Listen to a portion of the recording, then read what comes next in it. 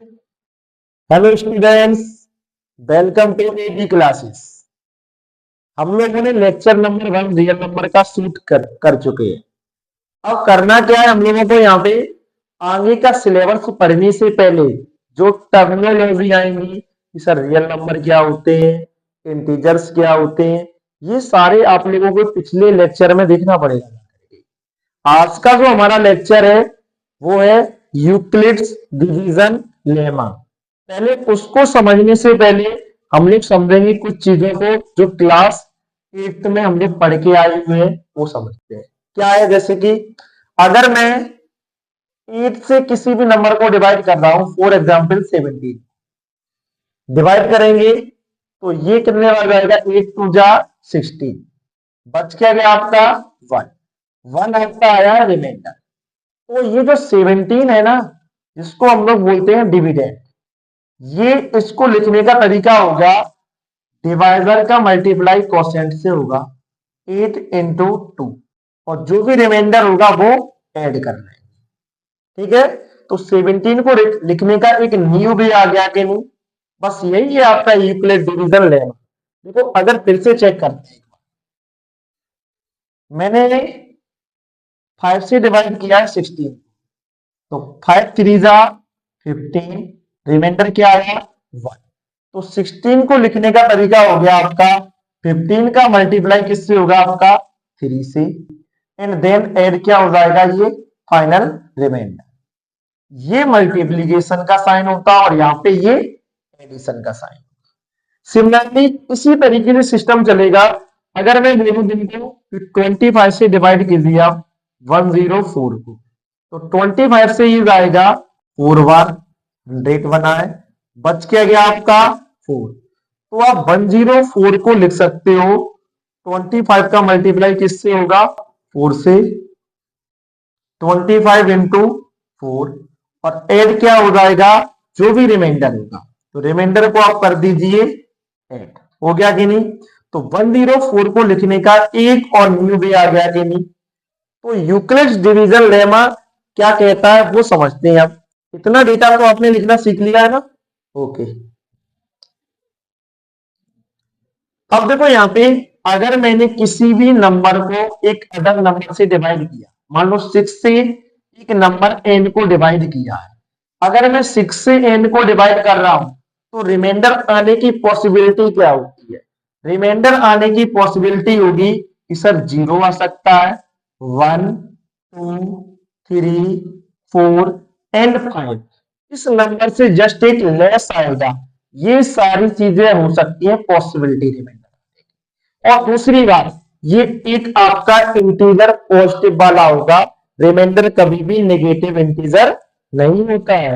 अगर मैं किसी भी नंबर को 5 से डिवाइड कर, मान लो ये n1 है, 5 से डिवाइड कर, तो रिमाइंडर आने की पॉसिबिलिटी होगी 0 1 2 3 4।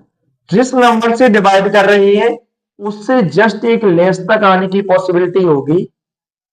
अगर मैंने किसी भी नंबर को 3 से डिवाइड किया है n2, तो रिमाइंडर क्या आएगा, पॉसिबिलिटी 0 हो सकता है, 1 हो सकता है एंड 2, और कोई भी रिमाइंडर नहीं आएगा। अब समझते हैं यूक्लिड डिवीजन लेमा होता क्या है।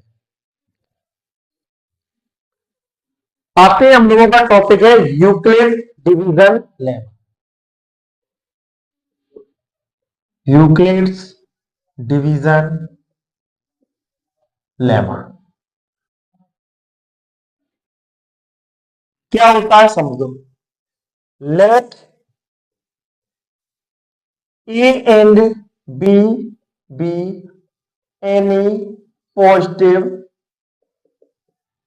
integer।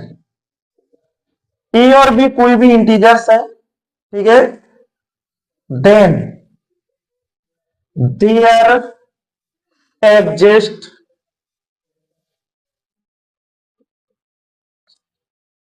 Unique integer P and Q such that P और Q कैसे एग्जिस्ट करेंगे, तो यहां पे देखो ये आएगा आपका a equal to b q plus r. पर इतनी कंडीशन में ये कंडीशन नंबर 1 फॉलो करेगा। उसके साथ साथ कंडीशन नंबर 2 क्या होगी कि जो मेरा रिमाइंडर है वो पॉसिबिलिटी क्या है, 0 से बड़ा होगा बट लेस देन किससे होगा, डिवाइडर। डिवाइडर क्या है, बी। जैसे कि इसी चीज को अगर मैं लिखूं डिवीजन के फॉर्मेट में तो मेरा लिख करके आएगा यहाँ पे इस तरीके से कि ये जो मेरा डिविडेंड है इसको मैंने डिवाइडर से डिवाइड किया है और ये मेरा कोसेंट है और ये मेरा क्या है, रिमाइंडर। तो डिविडेंड इक्वल टू इन दोनों का मल्टीप्लाई किया, डिवाइडर इंटू कोसेंट प्लस क्या हो गया फाइनल में रिमाइंडर। पर रिमाइंडर आने की मैंने अभी पॉसिबिलिटी बताई थी कि ये इंटीजर नंबर होगा और जिस नंबर से डिवाइड करेंगे उससे एक लेस तक रहता है। तो आर क्या होगा, 0 से स्टार्ट होगा और बी से कैसा होगा, छोटा। पर यहाँ पे देखो आर और बी, ए भी इंटीजर है, बी भी इंटीजर है, पी भी इंटीजर है और क्यू भी कैसा है, इंटीजर। तो जो आर भी होगा मेरा यहाँ पे इंटीजर होगा क्योंकि आर जो है ना 0 और बी के बीच में है और ये सारा किस इंटीजर्स पे आता है। इसके क्वेश्चन को समझेंगे हम लोग कैसे ये अप्लाई होगा। पहले तो एक चीज और समझते हैं यहाँ पे कि सर यूक्लिड डिवीजन लेमा में E equal to b q plus r आया है कि नहीं, और आर 0 और बी के बीच में है। और एक वर्ड जो है ना लेमा, इस लेमा का मीनिंग क्या होता है वो समझ लो। लेमा का मीनिंग होता है प्रूवन स्टेटमेंट। प्रूवन स्टेटमेंट एक ऐसा स्टेटमेंट होता है जिसको पहले से हम लोग प्रूफ कर चुके हैं और इस स्टेटमेंट को अगर हम लोग प्रूफ कर चुके हैं तो इस प्रूवन स्टेटमेंट की हेल्प से, ये जो प्रूवन स्टेटमेंट है इसकी हेल्प से हम लोग अदर स्टेटमेंट हेल्प करेंगे।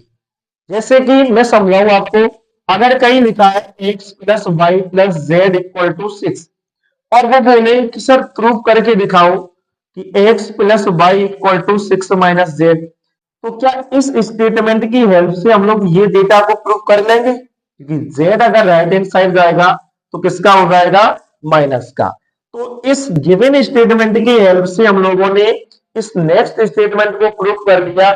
इसीलिए यहां पर हम लोग यूक्लिड डिवीजन लेमा में भी यही करेंगे कि जो गिवन स्टेटमेंट होगा ये और ये दोनों कंडीशनों की हेल्प से रिमेनिंग स्टेटमेंट को हर बार हम लोग प्रूव करते जाएंगे।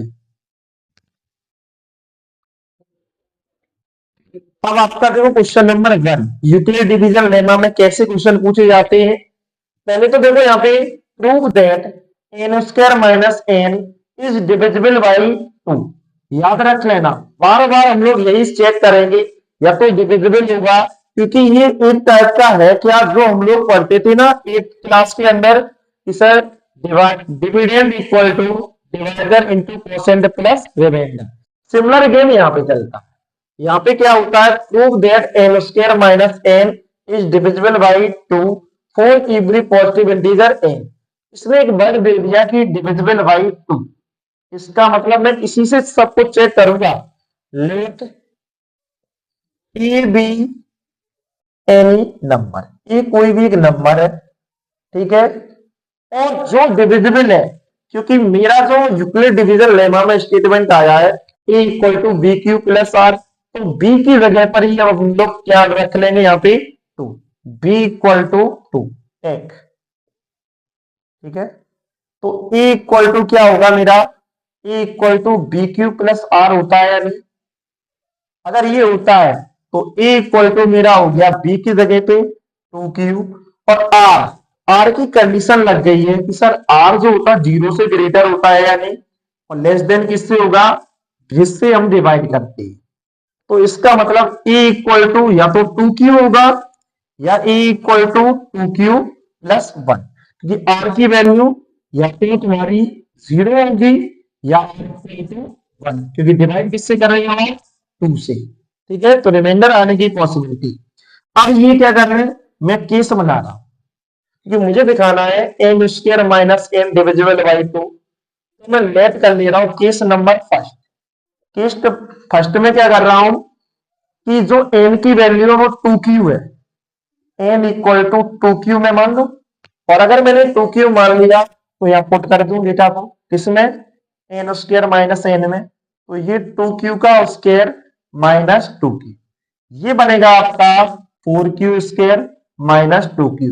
अगर मैं कॉमन ले लूं यहां से 2 ही ले रहा हूं, इसलिए मेरा q भी आ सकता है कि मुझे केवल ये दिखाना है यहाँ पे क्या ये नंबर पूरा का पूरा आपका 2 से डिवाइड है, तो ये कोई भी एक नंबर बन जाएगा, मान लो m बन गया, मुझे कोई मतलब नहीं उससे, m बन गया, क्या ये नंबर 2 से डिवाइड है, हाँ। अगर ये तुम्हारा 2q लेंगे तो ये नंबर 2 से डिविजिबल होगा। केस सेकंड 2q प्लस 1 ले लो सर आप, चलो चेक करते हैं केस सेकंड को।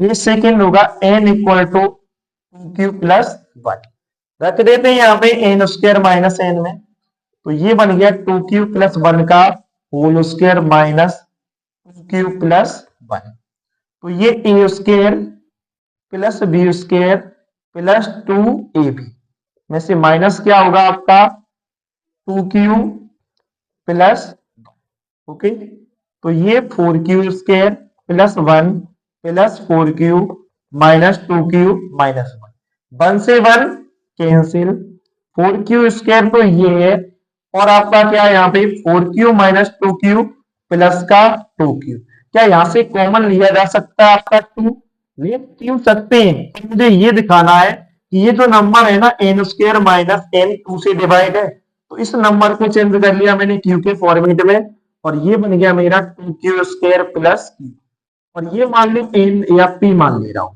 2p, तो क्या ये 2p 2 से डिवाइड होगा, यस। तो जो मेरे केस आ सकते थे दोनों case, a equal to 2q और a equal to 2q plus 1, इन दोनों डेटा को मैंने पुट करके चेक किया और देखा कि दोनों नंबर अगर 2 से डिवाइड है तो by the help of Euclid division lemma n square minus n is divisible by 2, okay.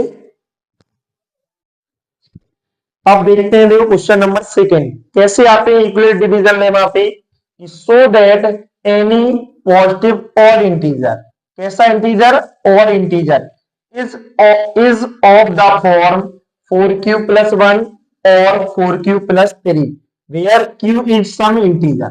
पहले तो समझना यहां ध्यान से कि कोई भी और इंटीजर इस फॉर्मेट में होता है, तो मैं ले रहा हूं टेक, या पहले ले रहा हूं let a be any positive integer, कोई भी एक इंटीजर है आपका ए, ठीक है, और दोनों के आगे क्यू के आगे यहां भी 4 है, क्यू के आगे यहां भी 4 है, तो फिर टेक बी इक्वल टू क्या कर दूंगा मैं 4, तो ए आने की पॉसिबिलिटी क्या होगी, a equal to 4q plus r होता है कि नहीं, तो मैं केवल 4q प्लस आर लिख दे रहा हूं, तो ये आर जो होगा ना वो पॉसिबिलिटी क्या होगी तुम्हारी 0 से ग्रेटर इक्वल टू होगा, बट लेस देन किससे होगा, जो डिवाइजर होगा।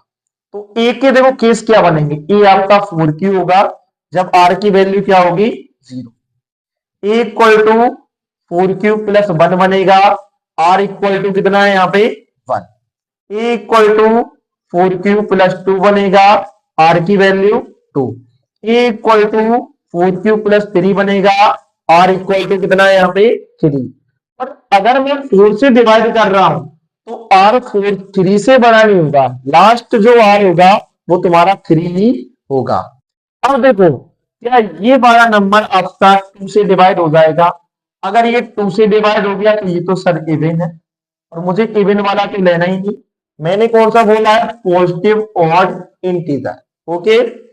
क्या ये 2 से डिवाइड होगा, नहीं होगा सर, ये वाला तो ऑड है आपका, ये वाला नंबर देखो यहाँ पे, क्या मैं इसमें से 2 कॉमन ले लूं तो 2q प्लस 1 हो गया, और ये नंबर 2 से डिवाइड हो गया, तो ये कैसा है इवन, और इवन तो मुझे चेक ही नहीं करना, मुझे कौन सा लेना है ऑड वाला, ठीक है। एक और केस रह गया 4q प्लस 3, ये तुम्हारा 2 से डिवाइड है, पर ये जो ऑड नंबर ऐड हो गया इसके कारण ये 2 से डिवाइड नहीं होगा, तो ये भी कैसा है आपका ऑड, ओके। तो मैं सीधा बोल सकता हूं कि कोई भी तुम्हारा पॉजिटिव इंटीजर होगा वो 4q प्लस 1 के फॉर्मेट में होगा या 4q प्लस 3 के फॉर्मेट में होगा, 4q प्लस 2 के फॉर्मेट में नहीं होगा एंड 4q के फॉर्मेट में भी नहीं होगा। एंड आज का जो लास्ट क्वेश्चन है यूक्लिड डिवीजन लेमा पे, वो समझ लेते हैं हम लोग। So that the square of any positive integer is of the form 3m plus 1 for some integer m। तो करेंगे क्या यहाँ पे, फिर से वही बात, let e be any number, ठीक है, ये भी एक नंबर मान लिया मैंने, वो भी इंटीजर है, ठीक है, मान के चलना। यहाँ पे जो ये लिखे हैं 3, इस 3 के कारण हम लोग समझ जाएंगे कि b की वैल्यू कितनी लेनी है हमारे को, 3। एक b इक्वल टू 3, ओके। क्या हो सकता है, a equal to b q plus r, पर ये r क्या होगा मेरा, 0 से greater equal and less than 3। तो a आने की पॉसिबिलिटी क्या है कि 3 से लेस होना चाहिए, तो r मेरा या तो 0 होगा या r की वैल्यू 1 होगी या r की वैल्यू मेरी क्या होगी यहाँ पे 3q प्लस 2, पर 3 नहीं हो सकती है, जैसा कि मैं बता चुका हूं। अब देखो यहाँ पे क्या करेंगे, मुझे ये दिखाना है सो that the square of any positive integer, किसी भी पॉजिटिव इंटीजर का स्क्वायर वो 3m और 3m प्लस 1 के फॉर्मेट में होता है। चलो चेक करते हैं। तो ये पहला केस उठा ले रहे हैं a इक्वल टू 3q, तो क्या मैं बोल दूं ए स्क्वायर इक्वल टू 3q का स्क्वायर, और ये बनेगा 9q स्क्वायर, और इसको मैं लिख दूं 3 इंटू 3q स्क्वायर, और 3 इसको मैं m मान ले रहा हूं, where m equal to 3q square. तो क्या तुम्हें दिख गया है कि किसी भी पॉजिटिव इंटीजर नंबर का स्क्वायर 3m के फॉर्मेट में एक निकला। नेक्स्ट देखो a equal to 3q plus 1, अगर a equal to 3q plus 1 है तो उसका स्क्वायर क्या होगा, a square equal to 3q plus 1 का होल स्क्वायर, ये बनेगा 9q square plus 1 plus 6q। अब अगर इन दोनों में से देखो तो कॉमन में ले लूंगा 3, तो ये बन गया आपका 3q स्क्वायर प्लस 2q, ठीक है, रह क्या गया बाद में 1, तो इसी की जगह पे हम लोग n मान ले रहे हैं, तो 3m प्लस 1। तो क्या मैं फिर से बोल सकता हूं कि किसी भी इंटीजर नंबर का जो स्क्वायर होगा वो 3m प्लस 1 के फॉर्मेट में हो गया। केस थर्ड क्या है आपका कि सर इन्हीं का स्क्वायर कर लो आप, a square equal to 3q plus 2 का होल स्क्वायर, ये आएगा 9q स्क्वायर प्लस 4 प्लस 3 2 जा 6 6 2 जा 12, ठीक है।